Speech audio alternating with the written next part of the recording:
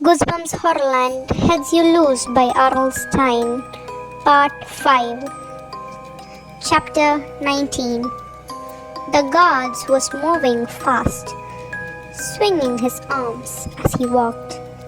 He had a sour look on his face. His eyes were locked straight ahead.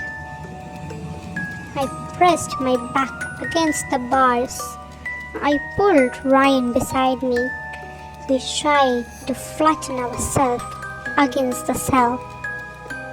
Maybe if he kept staring straight ahead, he wouldn't come all the way down to the hallway. I held my breath as he strode closer down the long row of cells. Suddenly, he stopped. His eyes bulged in surprise. "You there?" he shouted. I let out a gasp. "He sees us!" Too late to run. The guard gripped his sword handle as he began to charge towards us. He narrowed his eyes at us, and with his expression turned angry. "You there! Do not move!" I felt Ryan tremble beside me. My throat tightened in fear. I struggled to breathe. The guard drew his sword. He raised it in front of him. His cap blew behind him. "Prisoners, you have been captured!" he boomed. "You are doomed," Ryan whispered, pressed against the bars. The guard stopped a few yards in front of us. He was a big man, way over 6 feet tall, powerful looking with broad chest and a huge shoulder. Under his uniform jacket, he swung the sword in front of him. The blade glimmered in the flickering candlelight, and a girl's voice behind him called out, "Hey, you jerk! Watch where you're going!" Suddenly, he dropped the sword. It clattered to the floor. He spun away from us. "Who goes there?" I gave Ryan a shove. "Move!" I pushed myself from the cell bars and took off running. We ran side by side down the long aisle of dungeon cells. I glanced back. The guard stood to pick up his sword. He still had a confused look on his face. Prisoners hooted and howled. They banged the bars of the cell, screaming at the guard. "This way," Ryan said. I cried. We spun around a corner and headed down a narrow pass. "Which way?" "Maybe we can lose him." "Who's that girl?" Ryan asked, running hard to keep up with me. "Who do you think?" I replied. "It's you?" he cried. "Of course it's me," I said. All that practice throwing my voice paid off. The passage narrowed until it became a low tunnel. It was barely wide enough for us to squeeze through, and so low we had to stoop. I lowered my head and kept moving through total darkness now. I could hear Ryan close behind me. I stopped to listen for the guard's footstep, and Ryan came crashing into me. "Ow!" I cried out as we both trampled to the tunnel floor. I landed hard on my elbow and knees. The floor was wet and musky. Was this some kind of sweeper? "Jessica, sorry." Ryan started to climb to his feet. "Shh!" I held my breath in silence. I could hear my heartbeat over my wheezing breath. "No guards. I think we lost him," I whispered. My voice sounded hollow in that narrow tunnel. "But where are we?" Ryan asked. "I can't see a thing. Where does this lead?" "We escaped from the dungeon," I said. Now let's just keep going and see where we are come out. But Jessica, we don't have a choice, right? Right, he replied. We can't go back. There are probably 100 guards looking for us now. I lowered my head again and pressed my hands against the tunnel wall as I led the way through the darkness. The tunnel twisted and curved, and I could feel the floor tilt as we headed up. It has to lead somewhere, I murmured to Ryan. And then I saw a patch of grey up ahead, just a small square of brightness in the distance. The end of the tunnel! I cried. It gleamed like a light. I ducked my head and ran towards it. Was that the sky? Can we do this? I told myself. Can we find the end of the long black tunnel? But then I let out a moan as my hopes all faded. I struggled to a stop. I sobbed and stared at the tall guard standing in the corner of the tunnel, in the center, watching us, waiting for us, blocking our escape. Behind me, Ryan gasped. He dropped wearily to his knees. We were too exhausted to turn and run back. Besides, there were probably guards waiting for us at the other end. We had no choice. Okay, I called to the guard. We give up. I raised both hands above my head in surrender. We'll give up. You've caught us. Chapter 20. The guard didn't move. We are coming, I called. Please don't hurt us. We are surrendering. He stood still, eyes staring back, reached with his hands on his sword, waiting for us. Weird, Ryan muttered. What's up with that guy? I stepped out of the tunnel into a large chamber, stood up straight and stretched my arm above my head. I had been walking over stoops for so long my back and shoulders ached. I kept my eye on the guard standing so stiffly in the grey light up ahead. Sir? Ryan came flying out of the tunnel, then he froze staring at me beside the guard. Sir? I took a step closer, then I bursted out laughing. Ryan, he isn't real! We both stepped up to the guard. I made a fist and his chest. Wood, I said. It's carved out of wood. Ryan grabbed the sword handle. It's wood too. He pounded his fist into the guard's stomach. Gotcha! I started up at the stern. Carved face. I guess he's here to scare people back into the dungeon, I said. Ryan tapped the wooden boot with his shoes. If he had my Swiss Army knife, I'd carve my initial in the wood. Don't be dumb, I said. We don't have time for that. All the precious guards must be searching for us by now. What are we going to do? The coin, Ryan said. Set it down on the floor. Hurry, then we'll both grab it at the same time. Maybe it will send us back home. I pulled the coin from my pocket. I bent down to set it on the stone floor.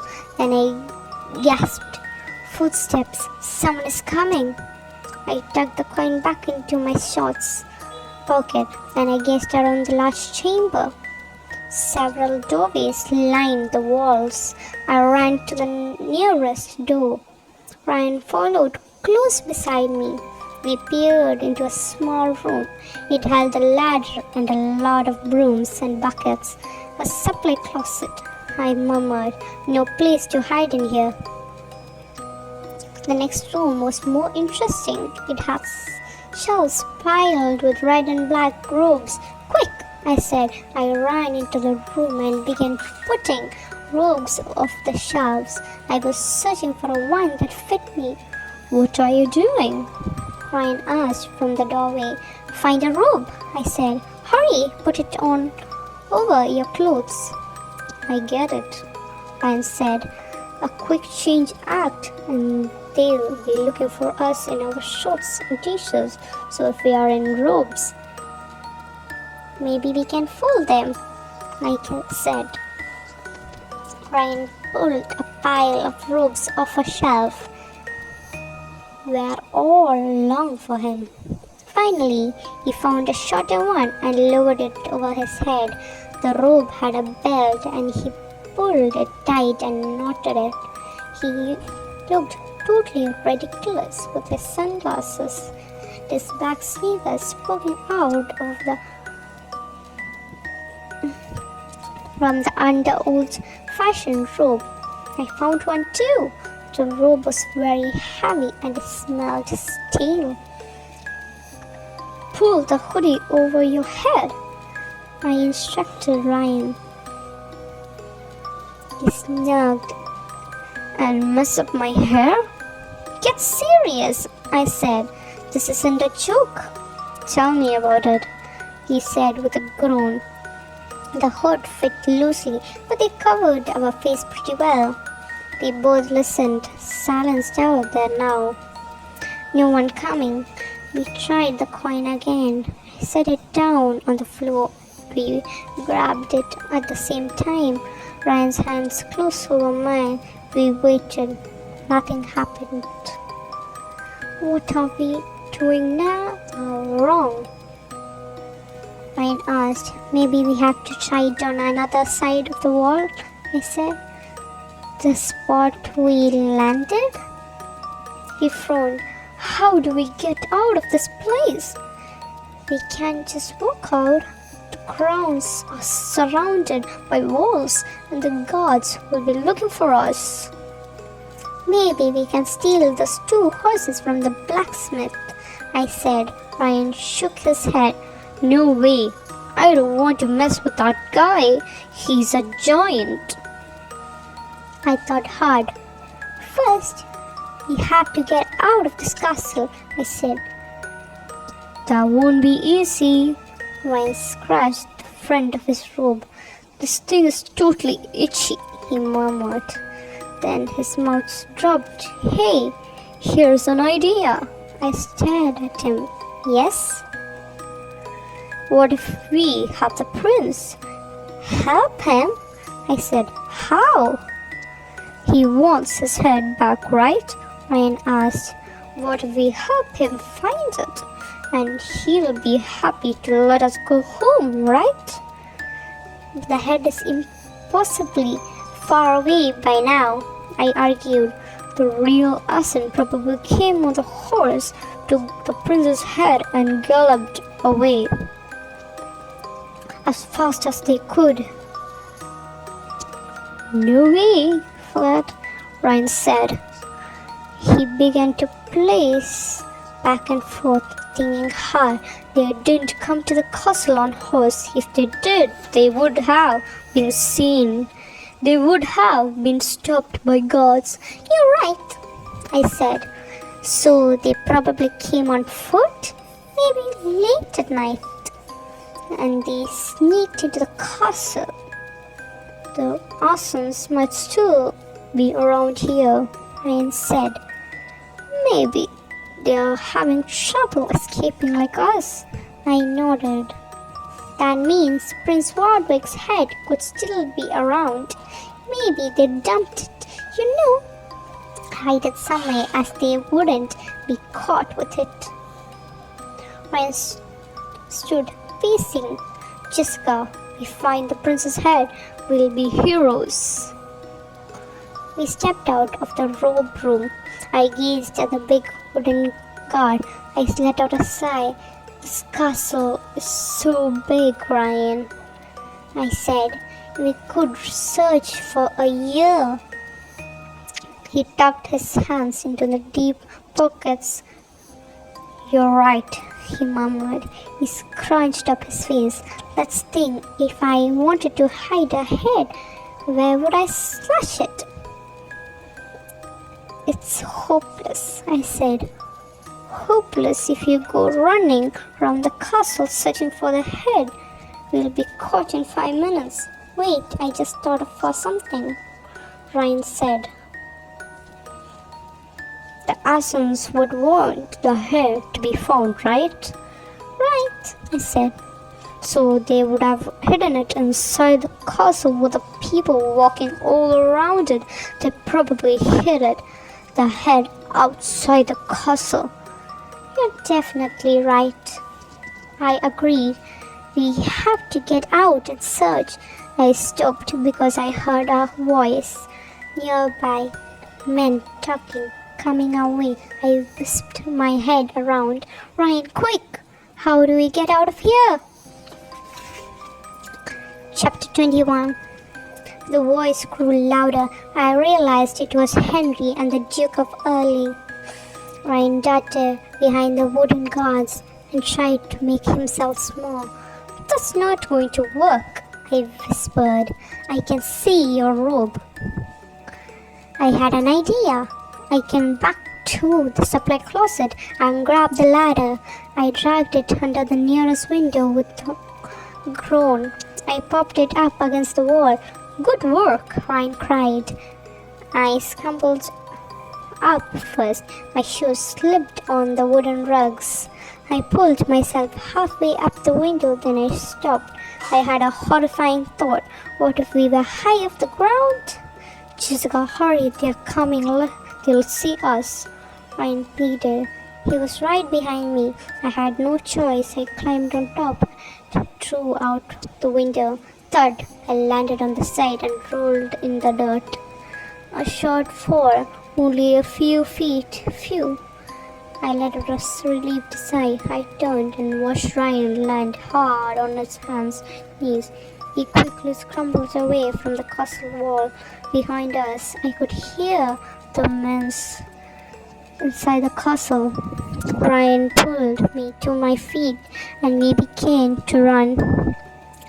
Our shoes kicked up the yellow dirt. We lowered our heads and tore away from the castle, and then ran straight to the quad of marching guards. Chapter 22. We stopped so fast we nearly knocked each other over. My hood slipped off my head. I grabbed it and pulled it back into place. The guards held swords in front of them. They marched in a double line. Their red hats caught the light of the late afternoon sun. Their eyes were fixed straight ahead. Walk normal, I whispered to Ryan. He swallowed. Huh? Normal? We pulled our hoods as low as we could and we walked slowly side by side. We walked towards the guard as if we had nothing to hide. My legs felt as soft as noodles. I don't know how I forced them to move. My heart was beating so hard I felt dizzy. Ryan and I kept walking closer, closer, until they were only a few feet from us. Did they see us? The guards didn't even look at us. They kept their eyes locked straight ahead and marched together in silence. I turned and watched them move towards the front of the castle. Ryan and I leaned against a tree and took a few centimeters to catch our breath. I was sweating inside the room, scratched the back of my neck and gazed around. We stood at one side of the castle. Behind us, a round stone tower rose up above the trees. In front of us, I saw a row of low shacks with thatched roof and broad up windows. If I wasn't the prince, I'd hide his head in one of those shacks, I said. I squinted at Ryan.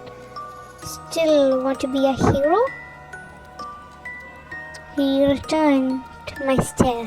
Yes, if it will get us out of here. Let's start searching the shacks, I said, and see if we come with anything. Leaning against a tree, I gazed all around. No more guards inside, I mentioned, ran forward. And we made our way across the dirt to the first shack. The door was missing. We peered inside, empty, a flat floor with nothing on it. The back shack, we saw two children crawling into the pile of rats that were their parents. We got to be searching, I said. We made our way to the next low building. I sniffed the air. The shack smelled of animals. I pressed my face against the door and listened. Silence inside. It spilled board and wood and scraped, slapped carefully together. There were holes up and down the front wall. The door was a single plank of wood. I think it's empty, I whispered to Ryan. I grabbed the side of the door and pushed it open. Dark inside. I waited for my eyes to adjust. Anyone in here? My voice came out in a trembling whisper. I froze in place and listened. Hear a scratching sound. I pattering like little feet running across the floor. Ryan grabbed my shoulder. Look, Jessica, the floor was covered in straw.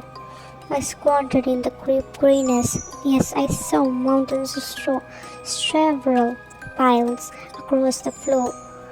Weird, I muttered. Who would have made piles of straw inside this house?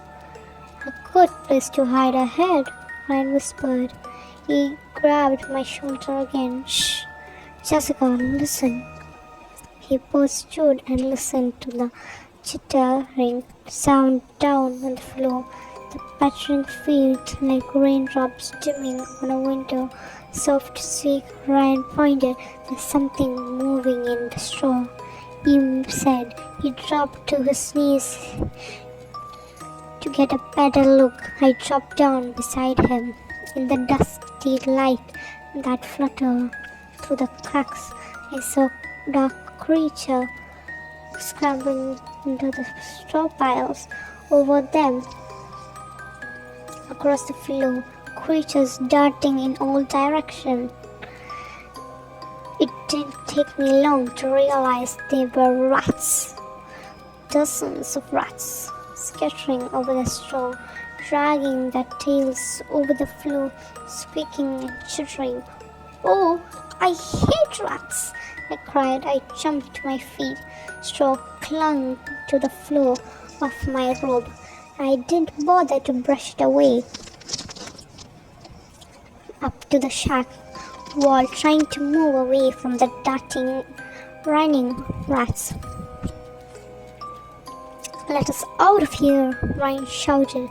We both lurched towards the door. Before we could get there, it swung open. I gasped as a ragged-looking man appeared in the doorway.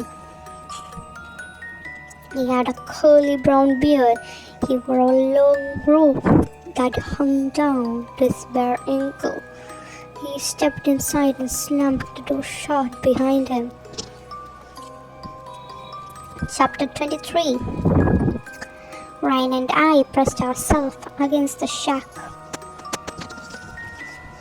wall. Eyes washed in the shock as rats began to scamper to the man. He bent down and they climbed up his legs, squealing and squeaking excitedly. They swarmed over him. They covered his arms and legs and clung to the front of his ragged robe. So you're glad to see Simon, the man cried in a deep voice. He laughed a dooming laugh. The rat perched on his shoulder and held to his arms. Rats swarmed over his whole body. He laughed again. Well, Simon is glad to see you too, he cried. And then his eyes stopped on Ryan and me. He jumped to his feet, sending several rats stomping to the floor. Well, well, he said. And who might you be? My brain did flip-flops. What should I tell this man? How could I explain that Ryan and I were doing in this house? We are visitors from a faraway land, he stammered. He brushed rats off his sleeves and took a lumping step towards us. And what might you be doing in the prince's rat house? He demanded. Rat house? Well, we got lost, Ryan spoke up. We were looking for someone to show us the way. The man studied us for a long moment. He tugged a rat that had tangled in his heavy beard and set it down gently on the pile. You cannot come to the wrong house, he said, frowning at us. I am Simon, the prince's rat tender. Rat circled with his bare feet.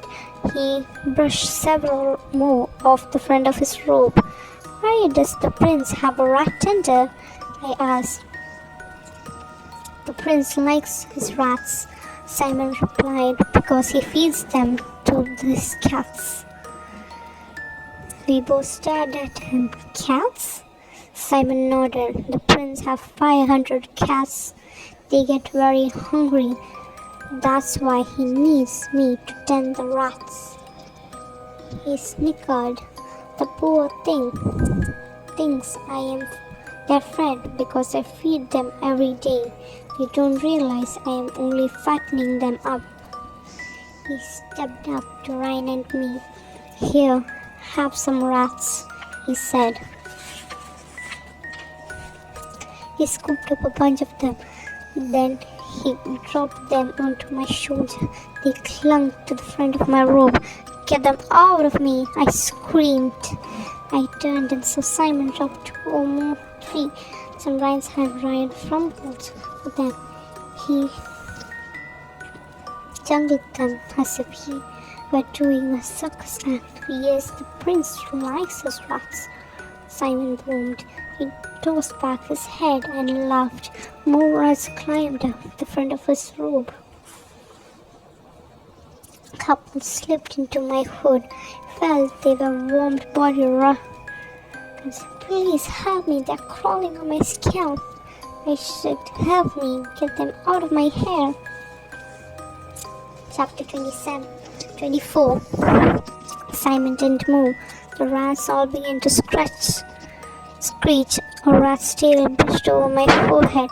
I tugged at the rats, but it clung to the inside of my hood and spun around to me and pulled the hood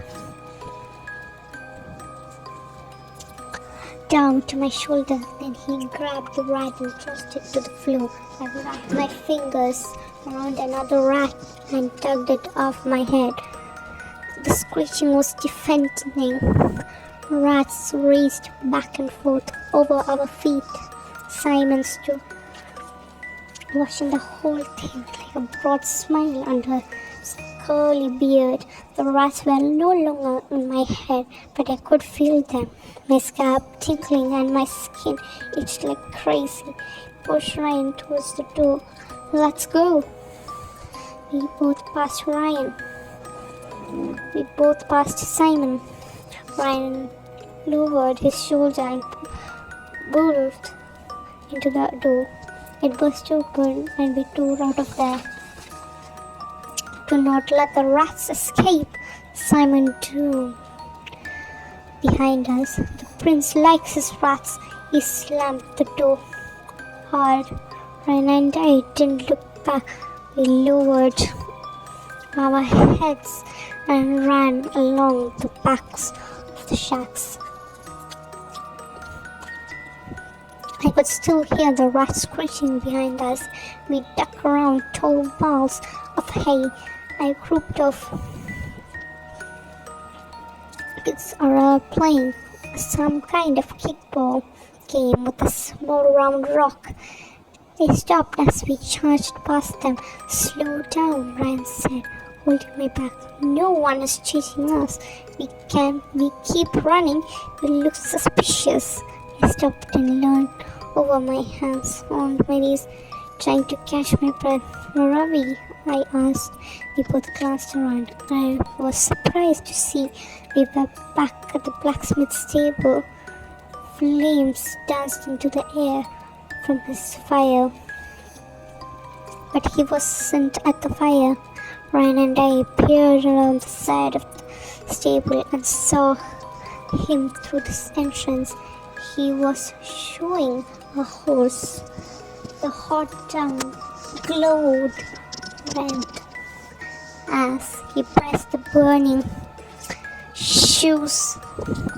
horseshoe onto the horse's hoof. Another horse looked on from the back of the stable. As the side, I saw a tall pile of straw. The horse sizzled as the powerful man attached it to the horse's hoof. Ryan and I ducked out of the doorway. I knew we both had the same thought. The stable was the last building on the castle ground. If we couldn't get past it, maybe we could run to the wall. Maybe we could get back over to the other side, and then we could try the coin again. Ryan scratched the sleeves of his robe. Still itchy, he whispered, motioned towards the wall. I pulled the hood lowered on my head, started to walk past the stable. A voice boomed. "You're there?" Halt! The blacksmith. He raised the burning tongs as he turned to us. Ryan made a gulping sound. We both froze in the stable doorway. Maybe the ropes would fool him. He let go of the horse's hoof and stood up. He kept the long tongues raised at his side. He mopped the forehead with the back of his massive arm. Then he squinted at us. "I thought I saw the guards take you to prison," he howled. Took a step towards us. "Oh no," I stammered. "It was a mistake. We are guests of Prince Wardwick," he said at Ryan and then at me. I could see him thinking about them. Then he mentioned the tongues. "Come into the stable," he said. I knew we couldn't outrun him. Ryan and I obeyed. I led the way inside. The horse raised into head and let out a soft whinny. The blacksmith waved us close back to the wall. He said. Ryan said, and I stumbled to the tall pile of straw. Kept going. "Keep going," the blacksmith ordered. "Back to the wall. Then sit down in the straw." "Why?" I asked in a trembling voice. "What are you going to do?" "I am going to summon the guards," he replied. "I will quickly find out if you are telling the truth." Ryan and I backed to the straw. Ryan frantically scratched at his hood. Something was definitely bothering him. "Sit down," the blacksmith shouted. "Now." We both sat down hard. We sank into the straw. The blacksmith waved the heavy tongue at us. "Do not move," he ordered. But, I sputtered, "if you would just let us be on our way." And then Ryan whispered, "I am sitting on something." Reached deep into the straw, and then he uttered a cry as he pulled up a human head. A man's head, cut off nearly at the end. Eyes shut, scraggly black hair flowed down the back. The prince's missing head. My breath caught in my throat, started to choke. Ryan's face turned kind of green. He had a sick expression on his face. Held the head up by the hair. "Put that down," the blacksmith doomed. We need this," I blurted out. I jumped to my feet. "That stays where it is," he said. That does not leave the stable." I grabbed the head from Ryan. My hand brushed the cheek, cold as ice, skin as tight as leather. I felt a wave of nausea. I felt hard against and again. I mean, I was holding a human head. Ryan jumped up beside me.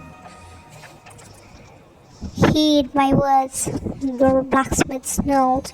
You are not leaving the stable with that. The princess need this, I said. The princess sent us out to find this. No, he did not. The blacksmith shot back. Drop it back into the straw. Drop it now if you want to leave the stable alive. I gripped the head with both hands, Ryan said. I took a few steps towards the open door. You're taking this to the prince? I said. I tried to sound calm, but my voice came out tiny and weak. We took another step to the doorway. Blacksmith let out an angry roar and came at us. He drew forward, swinging the big tongue in front of him like a baseball bat. Ryan and I trapped no way to dodge around him. I let out a scream and ducked as the tongue swung above my head, spun around and saw something crawling on the sleeve of Ryan's robe. A rat, no, two rats. I knew something was itching me. Ryan examined the blacksmith's smell to the truck. Then he saw the two fat grey creatures. They crawled over Ryan's sleeve and dropped to the straw.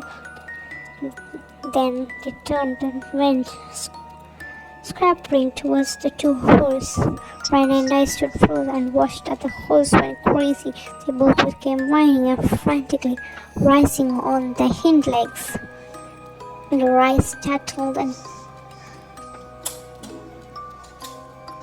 burst. The rats darted past them. The horse nests. The door let out a shrill cry and went galloping from the stable. Whoa! Whoa!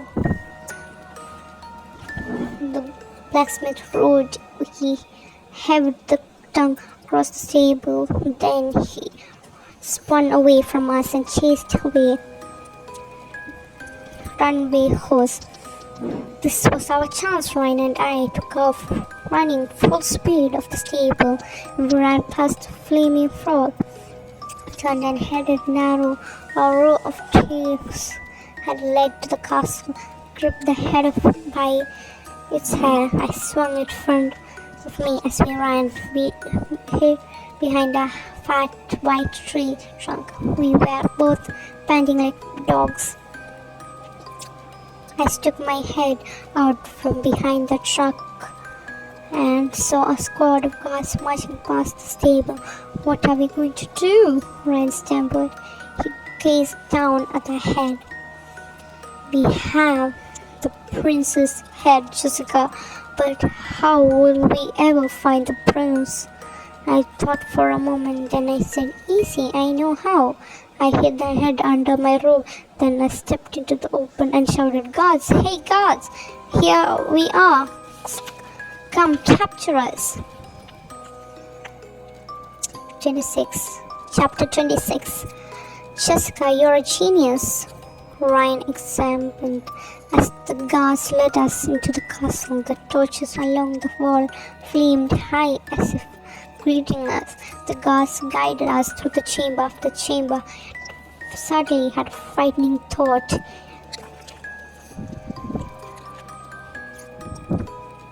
If they take us straight to the dungeon, I whispered, we never get the prince's head back to him. I swallowed. Maybe I'm not a genius. We passed through a motel gallery and dark paintings of unhappy-looking kings and princes. Thus, I saw a painting of a sad boy with blonde bangs holding a rag doll in his lap. The next chamber was covered in noisy silver shields hung on the wall, covering them. Almost men in red and black robes stood in the center of the room, arguing loudly. The guards didn't stop there. They marched us through the room Ryan grabbed my arm. Jessica, look, whispered. He pointed to the edge of the crowd. Gasped. When I saw the Duke of Early and Henry, they were easy to spot. They were the only ones in purple robes. They were busy arguing with the others, shouting, stirring. They didn't turn around. They didn't see us. The guards forced us down a hallway and candles flickering from the huge chandelier above our heads. I moved towards the guard at the front.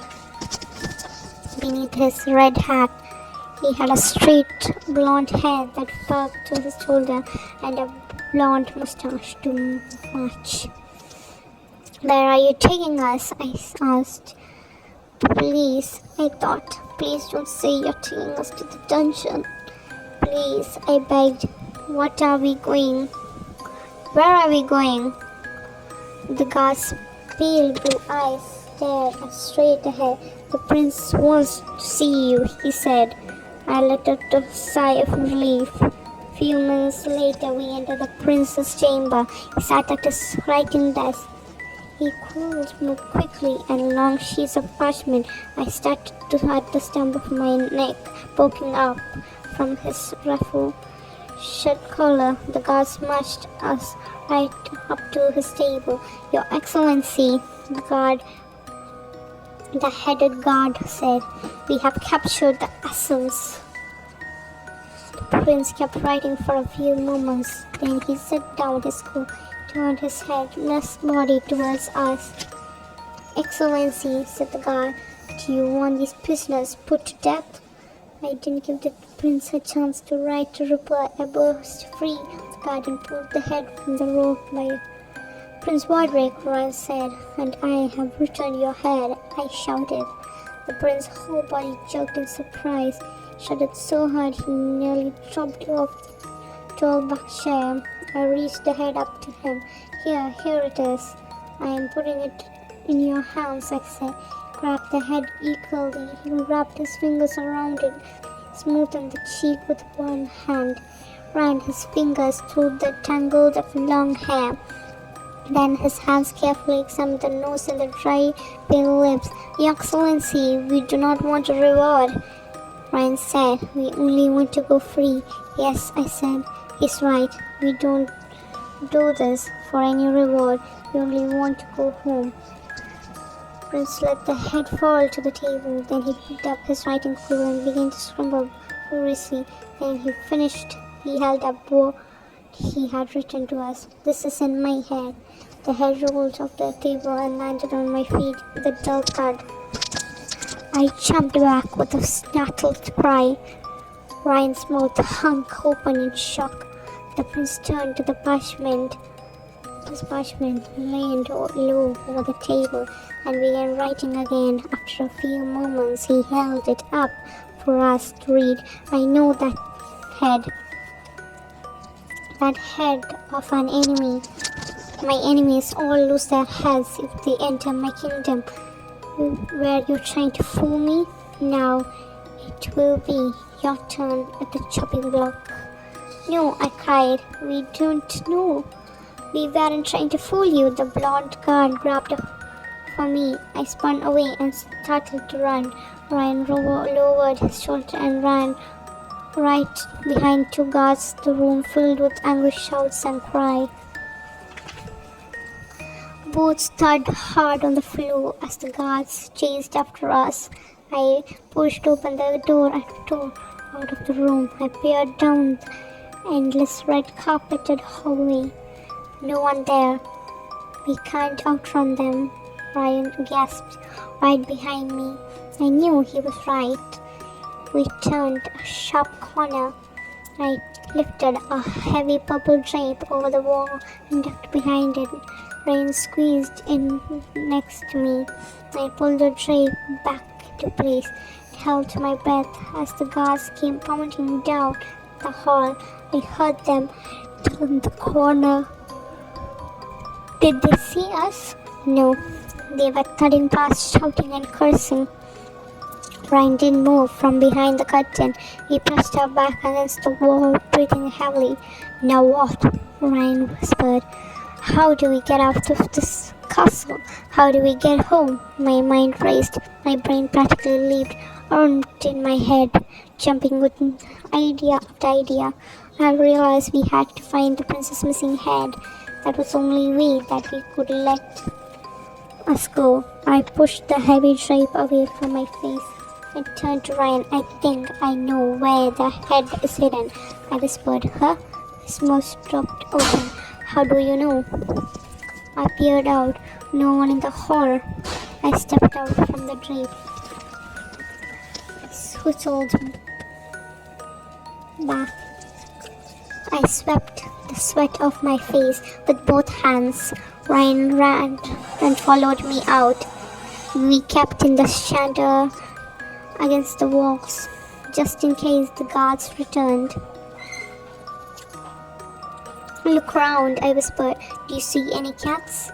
Ryan scratched up his head at me. Jessica, are you totally losing it? He demanded. Why do you want a cat? I shook my head. I don't want a cat. Just look around. Do you see any cats? No, he replied. Have you seen any cats in the castle? No. We've been chased, dragged, or marched through chambers after chambers, I said. We've been in the prince's private chambers twice, and we haven't seen a single cat, right? And pulled off his sunglasses and rubbed the bridge of his nose. Then he narrowed his dark eyes at me. Jessica, I'm beginning to see what you are saying. Yes, you got it.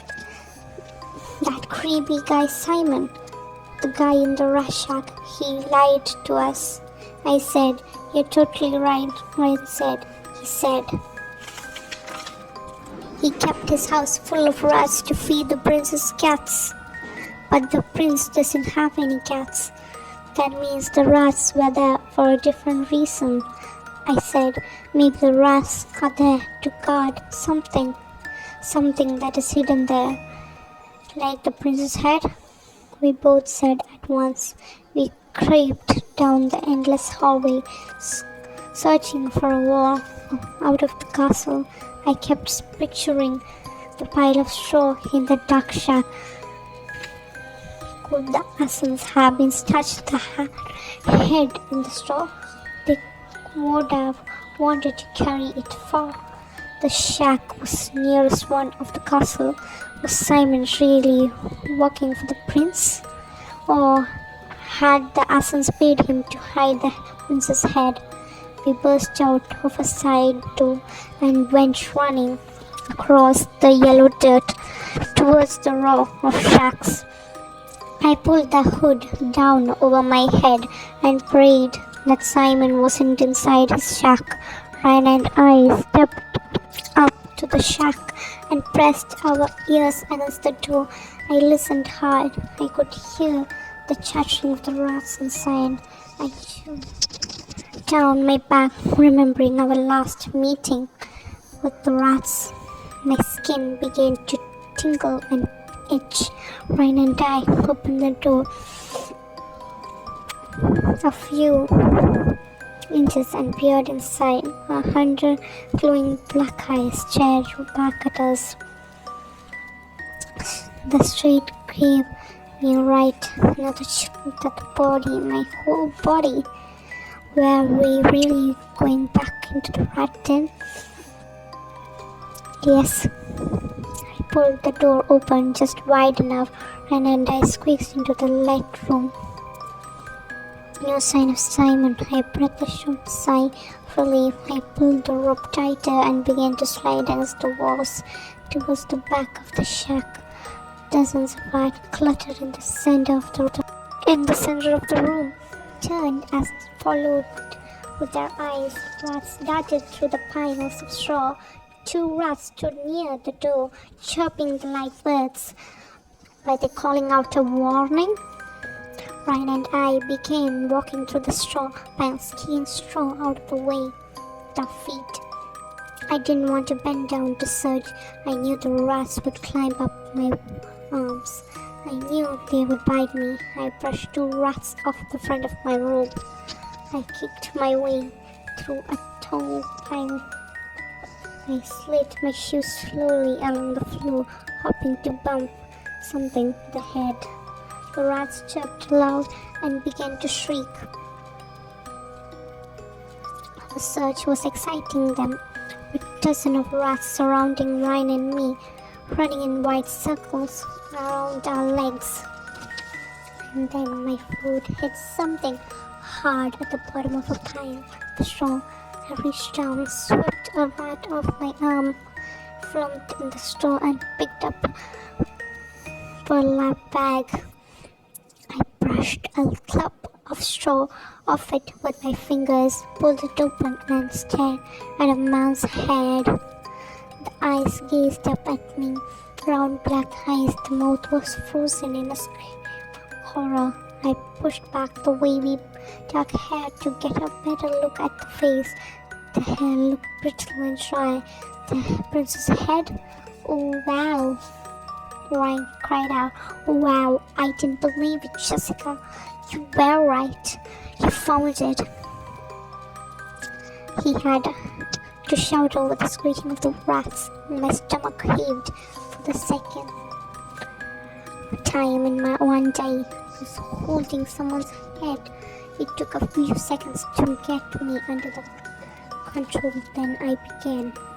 I closed the bag and headed under my robe. Let's go, I said, stepping over the dark, screeching rats. We edged along the wall towards the door.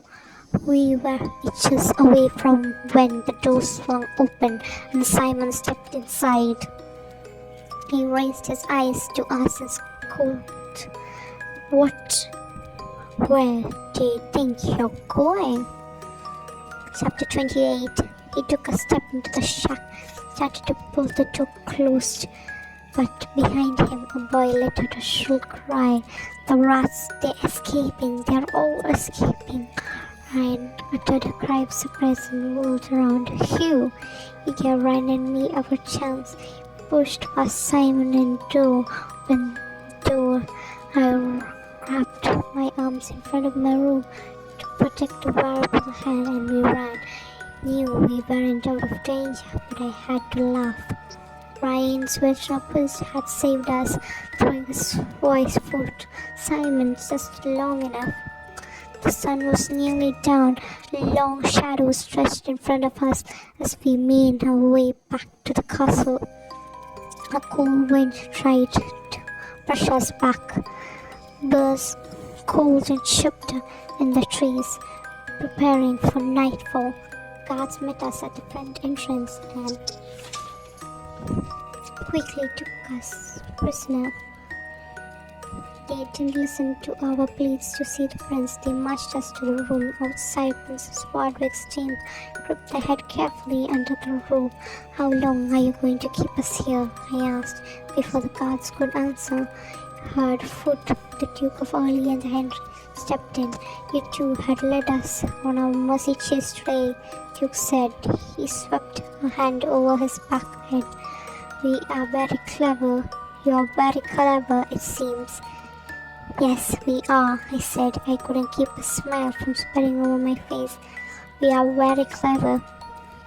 I pulled the burlap bag from under my robe and raised it in front of them. We found it. We found the head. Now we can return it to the prince, said. No, you cannot, Henry grumbled. He frowned at us. You are never not as clever as you think. Excuse me, I said. Why can't we return to the prince? The Duke shook his head. Once Wardwick has his head, he'll figure out that Henry and I were the ones who chopped it off. Chapter 29. I uttered a cry of shock. Ryan's mouth dropped open, but no sound came out. We like being in charge of the kingdom, Henry said. We don't want the head to return. We thought we hid it safe, away in a safe place. Our friend Simon promised us no one would find it. The prince had no idea we were the attackers, the Duke said. We wore costumes and our faces were masked. We chopped off his head. We tried to bury it. He turned to burn it. We tried to burn it. We tossed it down a well, but it returned. It always came back. We did not know the prince's magic was so powerful, Henry said. I taught him too well. His magic is more powerful than mine. That's one reason he had to be destroyed. Finally, we hit the head with Simon and his rats, the Duke said. We do not all know what else to do with it. Henry sighed. The prince lived on without his head, but there is a little he can do without a head. What that means, the Duke and I are the new rulers. But you two would not stop. You two insist on pursuing your quest for the head, the Duke said in an unpleasant snarl. He reached out both hands towards the bar. And he will take that from you now. You will not escape again. And we added, we do not know who you are or why you entered our kingdom, but you know too much and you seem too much. It's time for your meddlers to take leave of us. We made a sharp chopping motion with our hands. It made me gasp. I stared into his eyes. They were cold as ice. I knew that he meant it. The Duke reached again for the head. I pulled it back. My mind spun. This was our last chance to save ourselves from the executioner's axe. How about another toss of the coin? The words spilled out of my mouth. The Duke rubbed his chin. He squinted at me. I am always ready for an interesting bet, he said. Henry grabbed his sleeves. I warn you, Alfred. The Duke pulled away the wizard's grip. You cannot keep the prince's head, he told me. But if you win, maybe Henry and I will spare your lives again.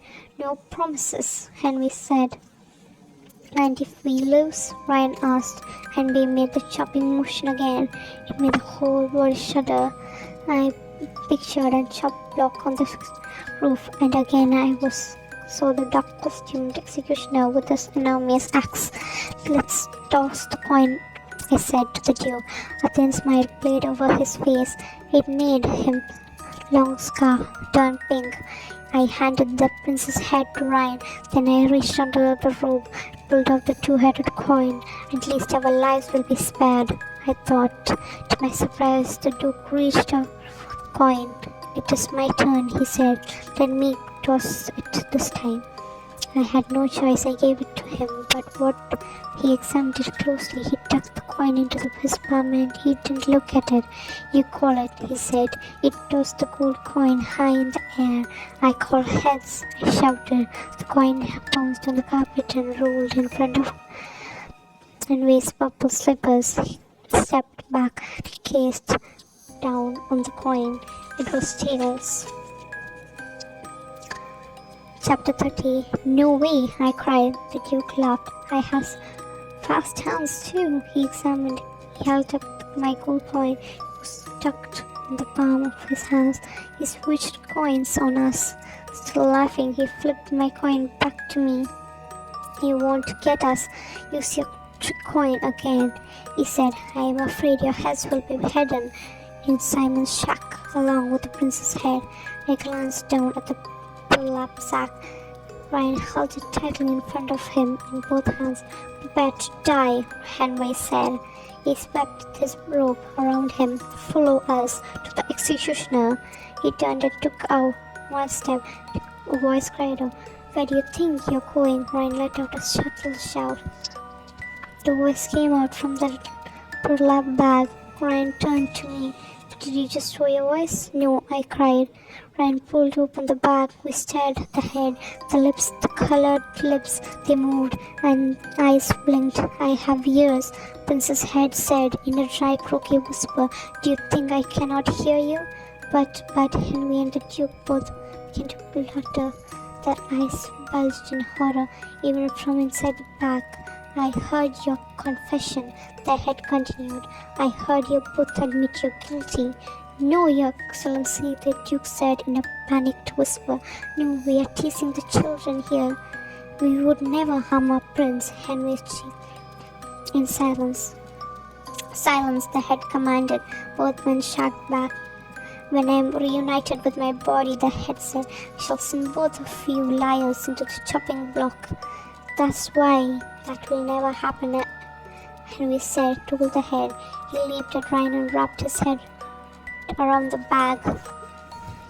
Ryan tried to pull the bag free, but the wizard gripped his.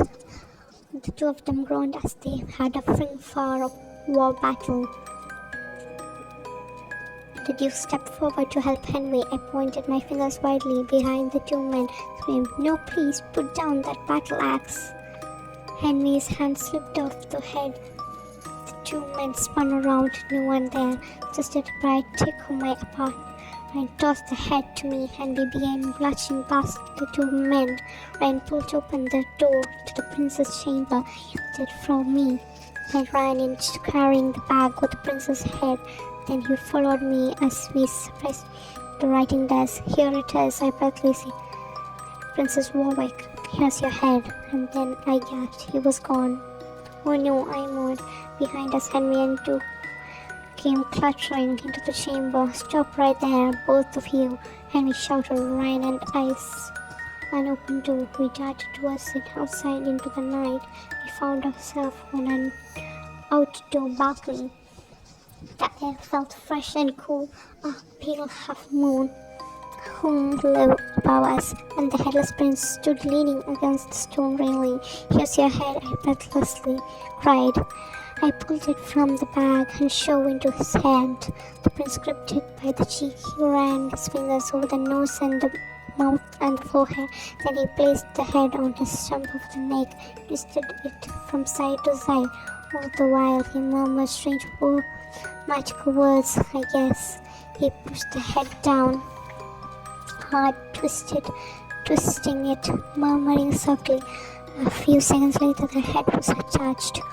He blinked his eyes several times. He opened and closed his mouth, testing the head. Then he stepped past us, back into the chamber. For his guards, he gave Henry and Duke a quiet bow. Thank you so much for confessing to your crime, he said. You made my job much easier. He turned to the guards who came bursting to the room. Take these two traitors to the dungeon. But Henry and Duke began to sputter again. They began and pleaded as the guards dragged them away. The chamber door closed behind them. The prince adjusted his head on his neck, tilted it one way, then the other. He moved his eyebrows up and down. When he finally turned to us, he had a smile on his lips. Jessica, he said, tell me about the coin. The coin you tossed in your bag with the Duke. What is so special about that coin? It's just a joke coin, I said. It's a fake. I handed it to him. See, it has two heads. We studied the coin carefully, turning it behind his finger. Then he smiled. That is me on both sides, he said. Huh? I sneered at him. The face on the coin, it's you? He nodded. Yes, it's true. I thought hard. That must be why the coin brought us here, I said. It brought us here to help you. Water straightened his shirt sleeve. He smiled again. You rescued me from both those two evil men, he said. I'm going to give both of you a very big reward. He looked at the coin cold again. Then he raised his hands and tossed it back to me. I reached for it, but it flew over my shoulder. I turned and saw it bounce onto the carpet. Ryan and I both dove for it. We both reached out and wrapped our fingers around it. At the same time. I felt that flipping sensation again. First I was dizzy, then the flu came up to me. The bright red carpet shimmered and glowed in front of me, over me, all around me. I opened my mouth to scream, but it flipped over fast. No sound came out. The room trembled in front of me. I saw the prince standing beside his writing table, his face confused. And then I didn't see him. I saw a blur of purple drapes and the red carpet and the flickering chandeliers on the ceiling. Just a blur All of it was whirling blur as I felt myself dropping over and over. Oof! I landed hard on my back. My breath shouted off my body. I gasped for my breath and realized I was staring into the bright blue sky. I was flat on my back on grass, staring up at the sky. Daytime again. Slowly I sat up. I saw the school building up ahead. We were back on the playground. Ryan cried, "Jessica, check it out! We are back! We are back!" I climbed to my knee. I shook my head hard, trying to shake away my dizziness. I felt as if I was flipped head over heel doing cartwheel in the air. I glanced around at the soccer field, the trees lined the street, our good old school building. Then I turned to Ryan. "Hey, we didn't get our reward," I said. And a voice behind us said, "I'm going to give you your reward right now." He spun around. It was Boomer, and then he was waving a big fist in my face. Chapter 32. Brian and I jumped to our feet. I squinted at Boomer. "What time it is?" I asked. "Lunchtime," Boomer answered. He waved his hand under my chin. "Pay up. I'm starving. Give me your lunch money." "Boomer, please," Ryan groaned. "We just got back." Boomer grabbed the front of Ryan's t-shirt. He pulled it towards him. I could hear the shirt ripping. "Do you have lunch money for me?" "Not," he boomed. I tapped Boomer on the shoulder. "Let's flip it one more time," I said. "Come on, flip it for you." Boomer let go to Ryan. He gave Ryan a hard shove back. Then he turned to me. "Okay, we'll flip it for it. Jessica, if you lose, you both give me lunch money for a month." "No problem," I said. "We never learns," I thought. I pulled out the gold coin. "Here goes," I said. "Heads, I win." I flipped the coin high in the air. It caught the grass as it flew. The sank to the grass and landed at Boomer's feet. He gazed down at it tense. I picked up the coin and studied it. Tails on both sides. The prince had switched coins. He tricked us. I guess he wanted the one with his face on it. Boomer stuck his meaty hand under my face. "You lose, big time, Jessica. Pay up now or face the mighty Fisto." "You name your fist," I cried. "Oh, never mind, of course you did." Ryan and I searched our back pockets for a wallet, but the mighty Fisto down. "Boomer," I said, we are paying. Epilogue. Ryan and I were broke, and it was going to be hard to skip lunch for a month, but we were so truly happy to be home. It was a small piece to pay. I carried the gold coin around a couple of days, but none of my friends wanted to make any bets. After dinner, I went to my room. I decided to tuck the coin on a shelf where I kept lots of magic tricks. But as I crossed my room, I saw a yellow-green glow. I stopped. My heart kept a beat. Was something in my bookshelf on fire? No. I hurried closer and closer. That it was the little horror, the tiny figure that Jonathan Chiller had attached to my gift package in his Horrorland souvenir shop. Suddenly, Chiller's words repeated in my head. "Take a little horror home with you." A ring of bright light radiated off the horror's body. It glowed brighter as I stared, and the ring of yellow-green light spread out from the figure wrapped around me until I felt the warmth of it. A fierce warmth, a sudden bright of light circled me and then began to pull me inside. I shrugged to breathe, but the heat was so intense, the light was so bright, I clamped my eyes shut. A second later, I opened my eyes. The glow had vanished. I stood in the store easel. I blinked at cluttered shelf display cases. How did I get here? I said out loud. And then I wasn't alone, standing here behind the counter with a strange, unpleasant smile on his wrinkled face. Jonathan Chiller. Jessica, welcome back, he said in his croaky voice. His gold glow gleaming at his smile grew wider. But how did I get here? What am I doing here? I cried. His smile faded. He narrowed his eyes at me behind his square spectacles. It's time for you to pay for your souvenir, he said softly. It's time you pay, Jessica. Horrorland trading cards. More to the magician. Profession, magician. Real name, Harry Houdini. Favorite saying, oops, best trick, making wallets disappear. Achievements, pull the rabbit out of a rabbit. Mojo has been perfecting his magic at Horrorland for years. His most famous trick involves pulling a human ear out of a quarter. Unfortunately, he spent years in prison for that trick. Perhaps his biggest skill as a magician is making an audience disappear as soon as he starts his act. Ready for more thrills and chills? Why did Jonathan Chiller bring Jessica back to Horrorland? What real terrors does he have in store for her? You'll have to wait for the answer. You won't know the Chiller's secret plans till you read all the 7 books in the series.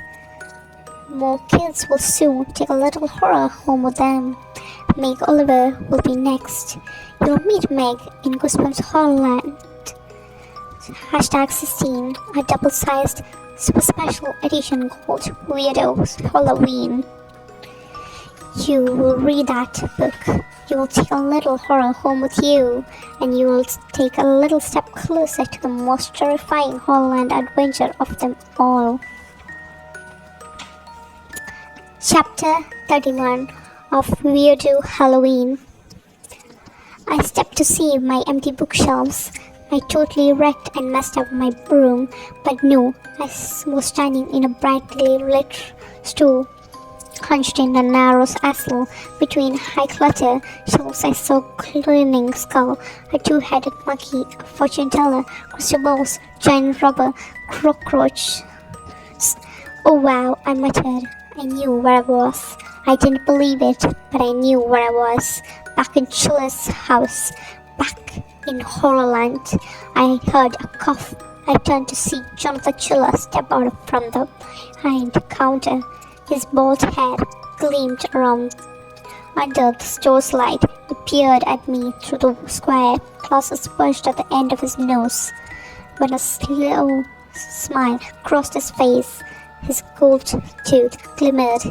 Welcome back, Meg, he croaked in his old man voice. He took a little step towards me.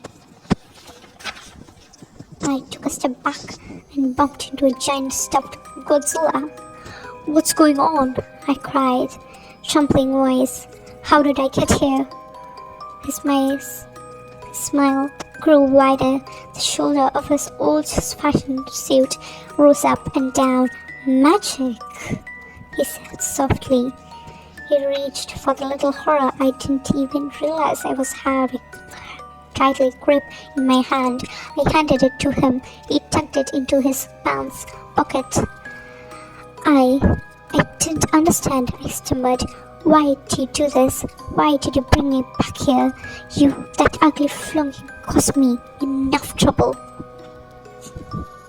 You mentioned with one hand. Take a deep breath, Meg. You're perfectly safe here. You have been having a surprise time. Surprising? I screamed. You call it surprising? It was horrible. I want to go home right now. Again, he motioned for me to calm down. Shh, you're going to have fun, he said in a whisper. I brought you here for fun. I swallowed hard. My mouth was dry as sand. Fun? He swept a hand back over his thinning hair. Halloween is the most greatest time of all at Horrorland, he said. The park is huge. Halloween party. I thought you would enjoy it. You grabbed me from my house and pulled me here through some kind of weird magic so I could enjoy Halloween at Horrorland? I rolled my eyes. Tell me another one. What is this really about? I'm telling you the truth, Sheila said softly. I love to play games, Meg. I had a lonely childhood. I spent days after days in my room, making up all kinds of games. I stared at him hard. Boo-hoo, I said. Will you please send me back home now? He ignored my question. I thought you might like to come back here and play a game too, he said.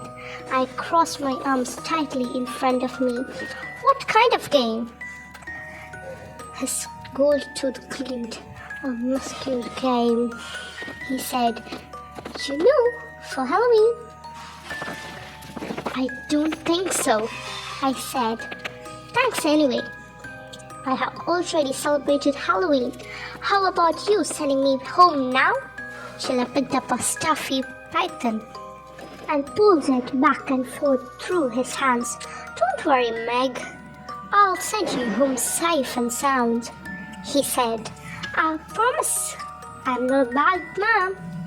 I just like to share my games with others. I stared at him, not interested. The stuffed python slid through his hands. It's an easy game, he said. You just have to do one thing to win. I rolled my eyes. One thing? What? What do I have to do?